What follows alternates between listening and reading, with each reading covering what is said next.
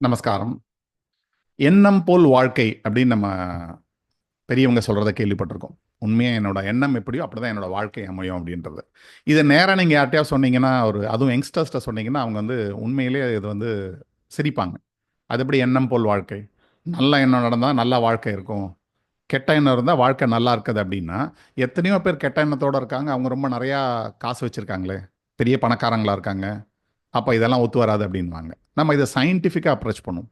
நம்ம எதையுமே சயின்ஸ் படி லாஜிக்கலா நம்ம பார்த்தோம் அப்படின்னா, அத எக்ஸ்ப்ளைன் பண்ணா கண்டிப்பா எல்லாருமே புரிஞ்சுப்பாங்க. இப்ப வந்து நெறைய ஆராய்ச்சி பண்ணியிருக்காங்க. நீங்க வந்து இதில ரிசர்ச் வெப்சைட்ஸ் நெறையா இருக்கும். அதில போய் நீங்க இதெல்லாம் நம்ம என்ன சொல்றோமோ அத தேடி பார்த்தீங்கன்னா, அதில நெறையா வந்து அ அ சயின்டிஃபிக் ரிசர்ச் பண்ணதுக்கான ப்ரூஃப் இருக்கு. அதில ஒரு சயின்டிஃபிக் ரிசர்ச் என்ன பண்றாங்க அப்படின்னா, ஒண்ணும் இல்ல நெறைய பண்ணியிருக்காங்க அதில. அதோட சாராம்சம் என்ன அப்படின்னு பார்த்தீங்கன்னா, என் கண்ணு முன்னாடி நான் ஒரு டம்ளர் தண்ணி வச்சிருக்கேன். இந்த தண்ணிய நான் சும்மா என் முன்னாடி வச்சுட்டு, நான் ஒரு தியானத்துக்கு போறேன். தியானம் தியானம் பண்றேன். இந்த தியானம் பண்ணி முடிச்சோனே இந்த தண்ணி இருக்கு. பார்க்குறேன். இப்போ தியானம் பண்றதுக்கு முன்னாடி இருந்த தண்ணிய மைக்ரோஸ்கோப்ல பார்க்குறாங்க. அதோட மாலிக்யூல்ஸ்லாம் ஒரு வித ஷேப்ல இருக்கு. தியானம் பண்ணி முடிச்ச உடனே அதே தண்ணிய மைக்ரோஸ்கோப்ல பார்க்குறாங்க. அப்ப அந்த மாலிக்யூல்லாம் வேற ஷேப் போயிடுது. தியானத்துக்கு முன்னாடி அது ரொம்ப ஒரு ஒரு இர்ரெகுலர் ஷேப். ஒரு பார்க்கறதுக்கு நல்லாவே இல்ல. அந்த மாரி ஷேப்ல இருக்கு. தியானம் பண்ணி முடிச்சு அந்த தண்ணிய எடுத்து பார்த்தா, ரொம்ப அழகான ஷேப்க்கு மாறிடுது. அப்ப தண்ணிக்கு எப்படி தெரியும் நான் நான் தியானம் பண்றேன்றது? இன்னொரு ஆராய்ச்சியில என்ன சொல்றாங்க அப்படின்னா, ஒரு தண்ணிய எடுத்துட்டு, அத பார்த்து, "எனக்கு உன்ன புடிக்கல. உன்ன நான் வந்து வெறுக்கிறேன். நீ நல்லாவே இல்ல." அப்படின்னு சொல்லி அந்த தண்ணிய திட்டுங்க.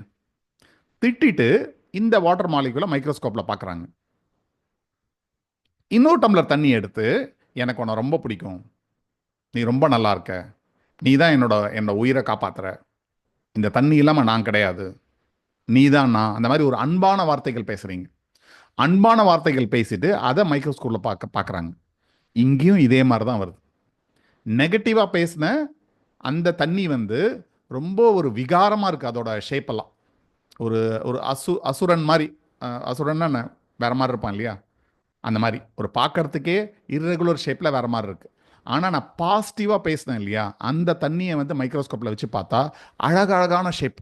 எல்லாமே அழகா ஒரு ஒரு ஒரு எல்லாமே சேர்ந்து ஒரு நல்ல வடிவத்தோட ஒரு டான்ஸ் ஆடுற மாரி அழகா இருக்கு. இப்போ நான் வந்து நல்லது பேசுறேன், கெட்டது பேசுறேன்னு இந்த தண்ணிக்கு எப்படி தெரியும்? தண்ணிக்கு தெரியுது. இதுதான் உண்மை. இது வந்து நம்மளோட நம்பிக்கையிலேருந்து வரல. இது ஆராய்ச்சி முடிவுகள். மாடர்ன் சயின்ஸோட ஆராய்ச்சி முடிவு இதெல்லாம் சொல்லுது. அப்ப இதுலருந்து என்ன நடக்குது அப்டின்னா, என்னுடைய எண்ணங்கள் எப்படியோ, அப்படிதான் இந்த தண்ணீல பதியறதும் இருக்கு. இந்த தண்ணியோட தன்மை அந்த மாரி மாறுது. இப்போ பழைய காலத்துல சொல்லுவாங்க. நீங்க வெளியில தெரியாதவங்க வீட்டுக்கு போனா தண்ணி குடிக்கக்கூடாது. அப்டின்னா என்ன? சாப்பிடவும் கூடாது. தெரியாதவங்க வீட்டுக்கு போம்போது, அவங்க என்ன மாரி மனநிலையில இருக்காங்கன்னு தெரியாது. அவங்க விரும்பி நமக்கு உணவு குடுக்குறாங்களா? விரும்பாம குடுக்குறாங்களான்னு தெரியாது. அப்போ ஒரு விருப்பம் இல்லாத, நமக்கு தெரியாத, பழக்கம் இல்லாத, அவங்க யாருன்னு பண்ணாதவங்க கிட்ட போய் நம்ம சாப்பிடும்போது, இது நம்மளுடைய உள்தன்மைய அஃபெக்ட் பண்ணும் அப்படின்னு சொல்லுவாங்க. எல்லா எல்லாரும் நெறைய பேர் நல்லவங்க இருக்காங்க. சில பேர் நமக்கு பிடிக்காதவங்க இருக்காங்க இல்லையா? வரும்போது, "ஐயோ! வந்துட்டானே!" அப்படின்னு நெனச்சிருக்கலாம் இல்லையா? அந்த மாரி நெனச்சு குடுக்கும்போது, "இவங்க பாரமா வந்துட்டாங்களே! நான் நிம்மதியா இருந்தேன், இவங்க வீட்டுக்கு வந்துட்டாங்களே!" நெனைக்கிறவங்களும் இருக்காங்க. அந்த மாரி அவங்க நெனச்சு உணவ குடுக்கும்போது, ஒரு தண்ணிய குடுக்கும்போது, அதோட தன்மை வேற மாரி இருக்கும். இன்னொன்னு இன்னொரு விஷயம் பார்த்தீங்கன்னா, நம்ம பழகுறது, யாரு வீட்டுக்கு வந்தாலும், நாம முதல்ல ஒரு தண்ணிய குடுப்போம். என்ன நெனச்சு குடுப்போம்? ஐயோ! வெயில்ல அலைஞ்சு வந்திருக்காங்க. அவங்க தண்ணி குடிச்சு கொஞ்சம் வந்து அ ரிலாக்ஸ் பண்ணட்டும், அப்படின்னு ஒரு நல்ல எண்ணத்தோட குடுப்போம். நீங்க நல்ல எண்ணத்தோட அந்த குடுக்குற தண்ணிய அவங்க குடிச்ச உடனே, கோவமா அவங்க வந்திருந்தா கூட, அந்த தண்ணிய குடிச்சு கொஞ்ச நேரத்தில அந்த கோவம் கண்டிப்பா ஓரளவு கம்மியாகும். நீங்க அத அன்பா குடுக்கும்போது. அப்ப நான் அன்பா ஒரு தண்ணிய குடுத்தா, அந்த அன்பு இந்த தண்ணீல போது. இந்த தண்ணிய குடிக்கிறவங்களுக்கு அந்த ஒரு நல்ல வைப்ரேஷன் மனசுல போது. அவங்க நல்லா உணர்றாங்க. இதே நான் திட்டிட்டு ஒரு தண்ணிய குடிச்சேன் அப்டின்னா, ஒரு உணவ நான் குடுத்துட்டேன் அப்டின்னா, என்னோட நெகட்டிவ் வைப்ரேஷன் அந்த உணவு இல்ல தண்ணீல போது. அது அவங்க உள்ள போய் அவங்கள இன்னும் மனச வந்து இன்னும் நெகட்டிவ்ல கொண்டு போது. அப்போ இதுதான் எண்ணம் போல் வாழ்க்கை. இப்ப நம்ம அதே தண்ணீ தான் குடிக்கிறோம். இந்த உடம்பு 70% மேல தண்ணீல தான் உருவாயிருக்கு. இப்போ நான் வந்து ஒருத்தரை கோவமாக கத்துறேன், இல்லை நான் ஒரு நெகட்டிவ் வார்த்தை நெகட்டிவ் திங்கிங் வச்சுருக்கேன்னு வச்சுக்கோங்க. மோஸ்ட் ஆஃப் த பீப்புள் நமக்கெல்லாம் நெகட்டிவ் தான் அதிகமாக தோணும். இங்கே நெகட்டிவாக திங்க் பண்ண எதிரில் இருக்கிற தண்ணியில் மாறல, இங்கே உடம்புலேயே 70% தண்ணி இருக்குது. இந்த 70% தண்ணி வந்து வைப்ரேஷன் மாறி போகுது, அதோட உருவங்கள் விகாரமாயிட்டு போகுது. அதோட எஃபெக்ட் வந்து என்னோட உடம்போட ஹெல்த்தில் தெரியுது.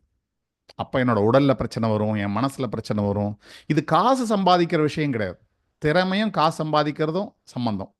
ஆரோக்கியமும் நான் சந்தோஷமாக இருக்கிறதுக்கும் காசுக்கும் சம்மந்தம் கிடையாது. காசு நிறையா இருந்து மனசில் நிம்மதி இல்லாமல் இருக்கிறவங்க இருக்காங்க. ஆனால் நாம் என்ன சொல்கிறோம், எண்ணம் போல் வாழ்க்கைனா, என்னோட எண்ணம் நல்லா இருந்தால் என்னுடைய வாழ்க்கை, என்னோட அனுபவங்கள், நான் வாழ்க்கையை உணர்றது, அதாவது மனசில் சந்தோஷமும் உடல் ஆரோக்கியமும் நான் இருப்பேன். இதுதான் எண்ணம் போல் வாழ்க்கை. அதனால் நம்ம நல்ல எண்ணத்தோடு இருக்க இருக்க நமக்கு நல்லது நடக்கும். முதல்ல இன்னொருத்தர் நடக்குதா இல்லையா நமக்கு தெரியாது, நமக்கு நல்லது நடக்கும். இங்கே கெட்ட எண்ணத்தோடு இருக்க இருக்க இன்னொருத்தர் கெட்டது வருதா இல்லையா நமக்கு தெரியாது, ஆனால் நமக்கு கண்டிப்பாக கெட்டது நடக்கும். அதனால் எப்போ கோவப்படும் போதும் நெகட்டிவாக திங்க் பண்ணும்போதும் ஃபஸ்ட்டு வந்து எனக்கு ஃபஸ்ட்டு அதோட இம்பேக்ட் வரும். அதோட பலனை நான் முதல்ல அனுபவிக்கிறேன் அப்படி ஞாபகம் வச்சுங்க. அப்படி இருக்கும்போது என்ன பண்ணுவோம், நம்ம நல்லது தான் திங்க் பண்ணுவோம். ஸோ நல்லதை திங்க் பண்ணலாம், நல்ல வைப்ரேஷனை உடம்புக்குள்ளே பண்ணலாம், நல்லதை டெஃபினட்டாக அறுவடை பண்ணலாம். இப்போ கோவிலுக்கு போகிற ரீசன் அதுதான். எதுக்கு கோவிலுக்கு போகிறோம்? கோவில் வந்து பார்த்தீங்கன்னா சத்குரு சொல்லுவார், கோவில் வந்து ஒரு பப்ளிக் சார்ஜிங் பிளேஸ். யார் யாரெல்லாம் இப்போ ஃபோன் இருக்க நம்ம சார்ஜ் பண்ணுறோம். என் வீட்டில் சார்ஜர் இல்லைன்னு வச்சுங்க, ஏதோ ஒரு பப்ளிக்கில் ஒரு சார்ஜர் வச்சுருக்காங்க, நான் போய் அங்கே சார்ஜ் பண்ணிவிட்டு அப்புறம் நான் கிளம்பிடுவேன். அந்த மாதிரி கோவில்னா ஒரு பப்ளிக் சார்ஜிங் பிளேஸ் அப்படின்னு சொல்லுவார். காலையில் எழுந்தவுடனே ஒரு கிரகஸ்தன், நார்மல் குடும்ப வாழ்க்கையில் இருக்கிறவன், வீட்டில் 1000 பிரச்சனை இருக்கும், வெளியில் 1000 பிரச்சனை இருக்கும். கோவிலுக்கு போயிட்டு ஒரு ஒரு தியானமோ ஒரு ஒரு சிம்பிள் ப்ராக்டிஸோ இல்லை ஒரு மனமுருகி வேண்டும் போது என்ன ஆகுது, அங்கே இருக்கிற வைப்ரேஷன் நான் வாங்கிக்கிறேன். அங்கே எப்படி வைப்ரேஷன் வருது? அங்கே தான் மந்திரங்கள் ஸ்லோகங்கள் எப்போவுமே சொல்லிட்டு இருக்காங்களே.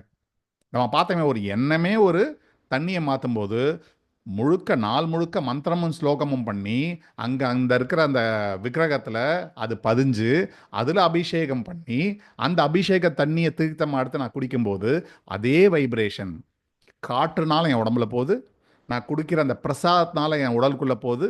நம்ம ஏற்கனவே பார்த்த மாதிரி 70% இங்கே தண்ணி தான்.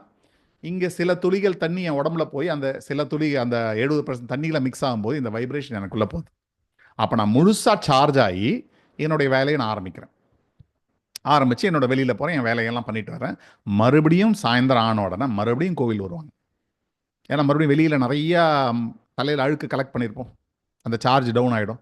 ஈவினிங் மறுபடியும் வந்து கொஞ்சம் நேரம் நம்ம வந்து ஒரு தெய்வம் இருக்கிற இடத்துல நம்ம கோவிலில் இருந்தோம்னா மறுபடியும் சார்ஜ் ஆகும், வீட்டுக்கு போய் நிம்மதியாக தூங்குவோம். ஸோ இதெல்லாம் வந்து சயின்ஸ் இதுக்கு பின்னாடி பார்க்குறது. ஏன்னா நம்ம கடவுள்கிட்ட கோவில் போகும்போது சயின்டிஃபிக்காக அந்த வைப்ரேஷனை வாங்கிக்கிறோம். ஏன்னா அங்கே மந்திரம் ஸ்லோகம்லாம் சொல்கிறாங்க. அங்கே வந்து புறம் பேசுறதுல உட்காந்துட்டு இப்போ நம்ம போகிறவங்க தான் பேசிகிட்டு இருப்போம் கதை, ஆனால் அங்கே அதுக்கான இது கிடையாது. அதே மாதிரி இந்த சவுண்ட் வைப்ரேஷனில் வர பெனிஃபிட் இல்லாமல் சைக்காலஜிக்கல் பெனிஃபிட். இப்போ நீங்கள் உங்கள் ஃப்ரெண்டுக்கிட்ட பேசினா ரொம்ப மனசு நிம்மதியாக இருக்குன்றீங்க, ஏன்? அங்கே மனசை கொட்டிடுறோம். அங்கேயாவது ஃப்ரெண்டு தப்பாக கைட் பண்ணுவார், இங்கே நம்மளை காத்தவன் இருக்கார், அம்மையப்பனே இங்கே இருக்கார் நம்ம கோவிலில். அப்போது அந்த என்னுடைய உலகத்துக்கே தாயும் தந்தையானவன் இருக்கும்போது அவங்ககிட்ட நான் மனசில் இருக்க கொட்டும்போது என் மனசு வந்து காலி ஆகிடுது. ஸோ சைக்காலஜிக்கலி ஒன்று ஃபிசிக்கலி மென்டலி நம்ம ஒரு டைரெக்டாக பார்த்துட்டோம், அது டைரெக்டாக கெமிஸ்ட்ரியை மாற்றுது நம்ம அதை தீர்த்தம் குடிக்கிறதுல. இன்னொன்று சைக்காலஜிக்கலி என் பாரத்தை நான் உங்ககிட்ட வச்சுட்டேன்ப்பா, இனிமேல் நீ பார்த்துக்கோ அப்படின்னும் போது என் மைண்டு ஃப்ரீ ஆகிடுது. இல்லாட்டி என்ன நினைக்கிறேன், இந்த உலகமே என் தலையில் ஓடுது, நான் தான் உலகத்தை நடத்துறத நமக்கு நினைப்பு. என் குடும்பம், என் சுற்றுச்சூழல்லாம் நான் தான் காப்பாற்ற, நான் தான் பண்ணோம், நம்ம தான் பண்ணுறோம், ஆனால் எல்லாமே நம்ம கண்ட்ரோலில் இல்லை. இந்த மாதிரி தெய்வத்துக்கிட்ட போய் நம்ம அதை வந்து சொல்லும்போது நம்ம மனசு ஃப்ரீ ஆகிடுது. அதனால் நல்ல வைப்ரேஷன் இருக்குது. இப்போ என் மனசில் கவலை இருக்குது, நான் சொல்லிட்டேன், என் மனசு கவலை ஃப்ரீ ஆகிடுதா? அப்போது அந்த நெகட்டிவ்லேருந்து பாசிட்டிவ் வைப்ரேஷன் ஆகிடுது. ஓகே, இன்னைக்கு கடவுள்கிட்ட சொல்லிவிட்டு கடவுள் பார்த்துப்பார். அப்போது இது எல்லாம் தான் நம்ம எண்ணம் போல் வாழ்க்கை. இந்த எண்ணத்தை எவ்வளோ தூய்மையாக வைக்கிறோம், எவ்வளோ வந்து மனசை ரொம்ப எம்டியாக வைக்கிறோம், எவ்வளோ வந்து ஒரு ஃபெய்த்தோட ஒரு ஒரு நம்பிக்கையோட கடவுள் மேலே இருக்கோமோ, இது நமக்கு நல்லது. அதனால் இந்த அறிவியலை கொஞ்சம் இன்னும் ஆழமாக படித்து புரிஞ்சுட்டு நம்மளும் அதை ஃபாலோ பண்ணணும், நம்மளும் அதை புரிஞ்சுக்கணும்.